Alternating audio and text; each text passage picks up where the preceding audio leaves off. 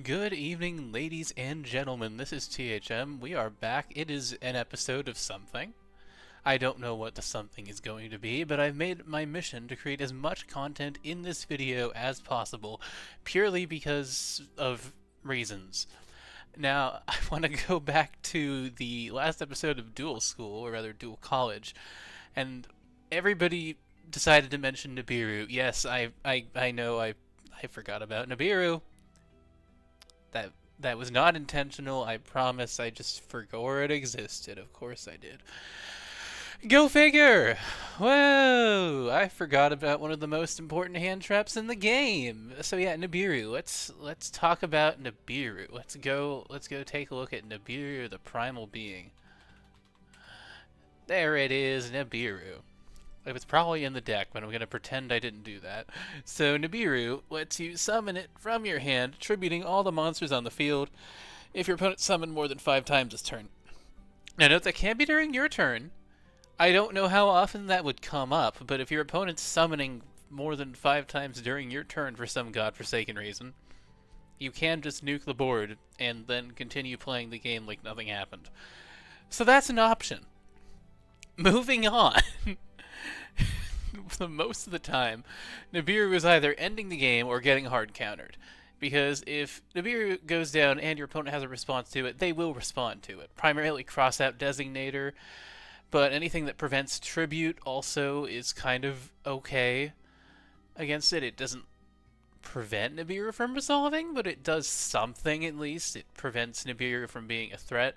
I have accidentally run into this interaction with Sky Striker Ace tokens, which are a card that exists, and they say they cannot be tributed, probably to prevent you from using it for BS combos that shouldn't exist, and now they don't exist, but they also prevent you from getting Nibiru'd, and you can just keep playing Sky Striker. So that's an option that you have. So that's Nibiru. Now let's take a second, because I am now in the mood for it, and this is where my brain is going. Don't question me, this is what I want. And we're going to talk about anti-hand traps. What are anti-hand traps? They're not a thing. That doesn't exist. Anti-hand traps is not a term that anyone has ever used up until now. However, anti-hand traps is now a term that exists because I have used it now, and no one else is allowed to tell me otherwise. So what are anti-hand traps? Anti-hand traps are effectively cards that either do the same as hand traps or prevent hand traps, and they're generally turn 2 or later. Cards like Crossout Designator definitely qualify, although that is a turn 1. Forbidden Droplet definitely qualifies. Let's talk about this. Crossout Designator. Banish one of that declared card name from your main deck, and if you do, negate its effects. It's a better Ghost Reaper for the main deck. Why would you play Ghost Reaper? As I said in my last video, no, you shouldn't. Should you play Crossout Designator? Yes, it is better. It is significantly better. This is the one that you would like to play. This is the good one. Trust me. Unfortunately, you do have to guess what your opponent is playing, and that is harder than it sounds. Unfortunately, and if you happen to be playing that card and draw all of it that you have in your deck, you still can't use it. Because of course you can't. Why would you be able to use the thing that you put in your deck specifically to counter enemy cards? You just can't. So if you draw both of your Max Cs and a Crossout, and your opponent activates Max C, you're just not allowed to play Crossout Designator anymore on your opponent's Max C, and that just sucks. Which is why friggin' Call by the Grave exists, to have another way to prevent you from Max C'ing. Ash Blossom came out before Max C. We're going to ignore that. And then Forbidden Droplet. Forbidden Droplet definitely qualifies as an anti-hand trap.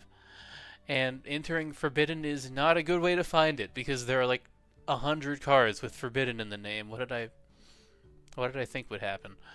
So now we have Forbidden Droplet, which sends any number of other cards from your hand and or field to the graveyard. Choose that many effect monsters your opponent controls have their attack negate their effects. And if you attribute a specific kind of card, monster, spell, trap, your opponent cannot answer this card with those. So you definitely want to attribute a monster if you can to prevent monster negates. Spell, it's an option. Trap only if you happen to be in the imperm column, but good luck with that. Hopefully that shouldn't happen if you play the game correctly. Now, the thing to note with this card is that you have a unique and also cool option with it, which is you can tribute a card that you've activated that is being responded to. For example, let's say I activate, I don't know, Secret Password, and secret password is activating, and my opponent chains, oh, I don't know, Fiendsmith Desiree, and says I'm going to target that card and negate it. So you can then activate Forbidden Droplet, tribute off the secret password so that it's no longer on the field and cannot be targeted, and then negate a card. It doesn't even matter if you negate the Fiendsmith Desiree, you've effectively negated it anyway because it no longer has a valid target. That is the weird and wonderful world of how the hell Forbidden Droplet works. And yeah, that is definitely a thing. Now, I know there's going to be a new card coming out. It's called Forbidden Crown. And Forbidden Crown is a weird and wonderful card that basically says, select a card. It is held in stasis for the rest of the turn, including negating the effects, but also cannot be tributed, cannot be used for any kind of summon, cannot attack. It doesn't exist anymore. And for a deck like Evil Twin, this card is going to be hell for me, because if I summon Lila, activate its effect, try to summon something else out of the deck, oh no, Forbidden Crown, suddenly not only is Lila's effect negated, but I can no longer use it to link summon, which means I am now forced to find 2 extenders instead of 1 to continue playing. How am I going to get around this? I just need to start cross-outing Forbidden Crown, I guess. That's going to happen. Now, there is another anti-hand trap, but it's very slow. You've almost certainly heard of it if you've played this game for more than 3 seconds. And it's called Prohibition. Prohibition is the original anti-hand trap, in my opinion. Activate by declaring 1 card name. That card cannot be used, not including cards on the field, including face-down cards. So if you've already played it, you're fine, you get away with it.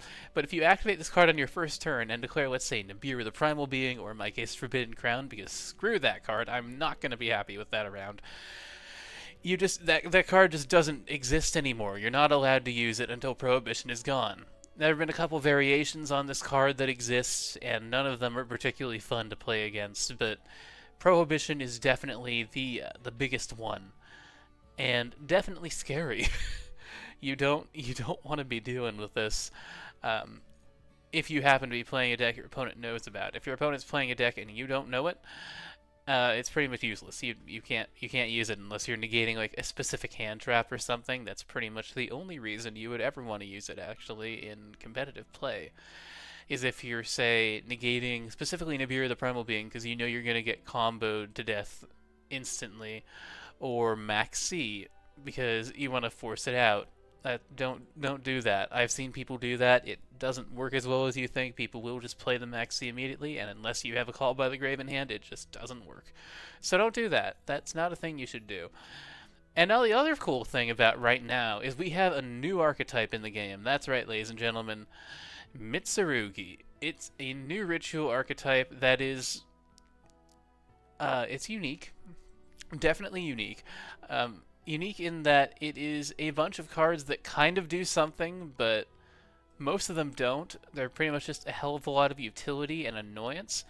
If this was a really, really good deck, like Malice or something, people would play it with, say, I don't know, the other Reptile decks, Octoatic. I'm looking at you. I remember when that deck existed. It was kind of bad for me because that deck is surprisingly good. But what Mitsurugi succeeds at is generating a lot of bodies and a couple annoying effects.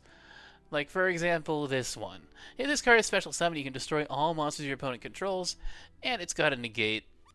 Not fun. We don't like Omnis already. We especially don't like Zarking Omnis that just Regeki the field. And they can definitely ritual summon a lot. So yeah, you're going to want to expect to see this a lot. It's going to get played with Ryzeal, and if you see Ryzeal Mitsurugi on the duel ladder and you are not playing Ryzeal Mitsurugi, you better get ready to suffer, or maybe just go on to the next match would probably be the better thing. Let's see, they've got some new fun little things here. I would grab this one because it's cute, but that's completely an aside from the discussion. I don't know why I felt the need to comment on that, but we did, ladies and gentlemen. This is the content you subscribe for. So in any case, anti-hand traps, yes. We have named a few of them. A few of them is what we have named, and there are more of them, but ironically, anti-hand traps don't seem to see a lot of play. Although probably the best anti-hand trap, quote-unquote, sort of thing you can be doing is running counter traps, but They get used in 2 decks. Spring Girl is one of the users of one of them. I'm just looking at them right now mentally in my head because why do you do this to people? It causes suffering and pain, and it makes the sad. It makes big sad. But yeah, counter traps. If you're playing first and you expect your opponent to be on some BS on their second turn, counter traps are great. They're the lightning fast, unresponsible, unobjectionable way of saying no.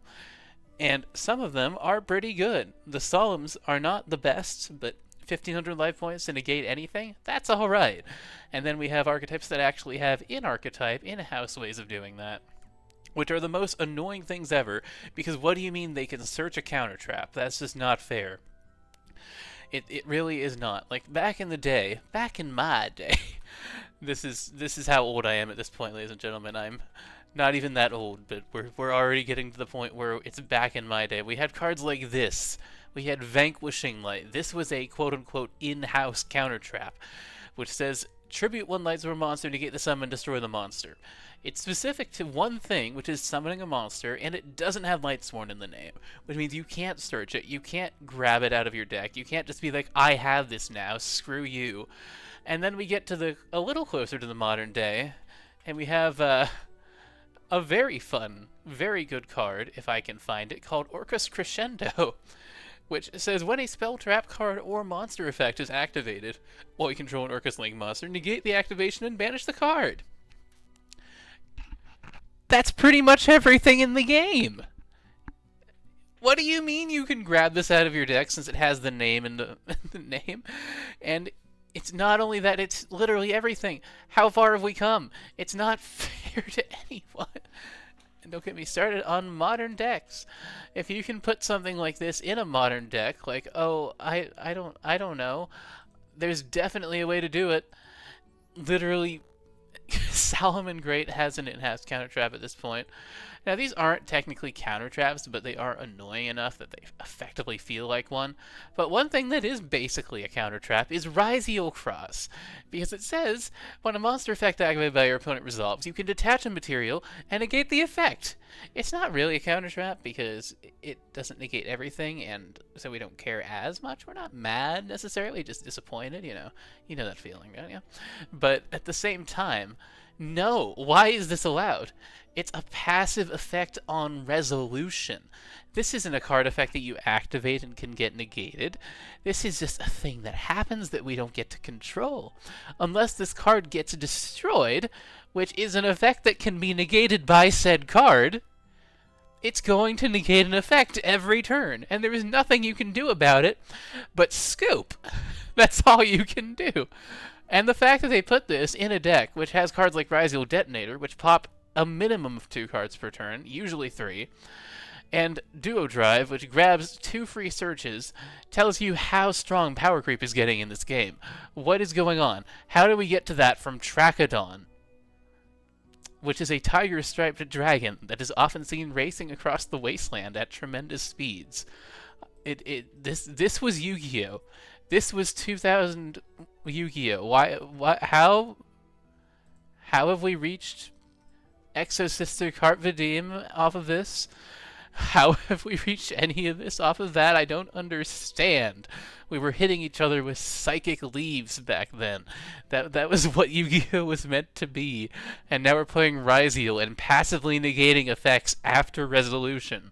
What the hell do you mean? And on the topic of anti-hand traps, we have Underworld Goddess of the Closed World, which doesn't really count as an anti-hand trap, but it is anti-everything pretty much because it is a master of saying no. This is a unique card in a line of aggressive tributing monsters, which is effectively the forced gift of the Yu-Gi-Oh! World, where I take a credit card debt and give it to you, and now you must pay for it. Because what Underworld Goddess of the Closed World says is that you can tribute a monster your opponent controls to link summon it. It's not as bad in that variety as some of the other previous cards, especially Kaiju's, which basically just say, yeah, your opponent doesn't have that monster anymore, screw it, they just have a body. Or the Winged Dragon of Raw Sphere mode, which was definitely the worst of them in tributing power, specifically, because, yeah, your opponent has 3 monsters, well now they have a 0 attack, 0 defense ball. That's all they have. That's what they get in exchange for their 3 monsters they spend a bunch of time summoning. That card still screws me over. And then we have the original, the one and only Lava Golem, which is a 2 monster tribute, so not as bad as Sphere Mode. Ahem. We don't like that card here. But it does burn your opponent for 1,000 every turn, which means that if you can stun lock them, they die after 8 turns, or just pile on the burn effects. Looking at you, Trickstar players, I will find you, and I will cause unimaginable pain to happen to Trickstar players. They do not deserve to exist. Because what do you mean you just get to burn me for like 700 every time I try to play the game? This is worse than actual real-life taxes. And don't get me started on what's coming up, because Raziel Mitsurugi is just the beginning of the modern power-creeping hell that we are about to see brought on us. Because we still have Yummy coming. Yummy is going to be such a painful archetype to deal with. You have no idea. And then they're going to be doing things like buffing DD, which is already broken enough as a combo deck as it is, assuming it doesn't get Nibiru'd very hard and just smacked with a rock, and that's all that happens to them, and now they're dead. But assuming that doesn't happen, DD's already bad enough, and they're going to buff that. They're also going to buff Atlantean with a new Neptibus, a new Poseidra. We do not want to be around for that. These cards are already topping YCSs as we speak in real life, and that's not a thing I want to see it's not a thing I want to see in Master Duel. Why are they doing this? Why can't they just find a balance for these cards that make them fun enough to play, but not so overpowered that they can literally kill God? Okay, probably not literally. God has a counter trap at least 1 or 2 counter traps, or maybe a book. Probably a book, and lots of Regekis. But that aside, these decks are getting crazy. Why are they exist? This is what Duel College is, ladies and gentlemen. I say things that are confusing enough that only advanced duelists understand them. I'm basically speaking a foreign dialect to most people at this point.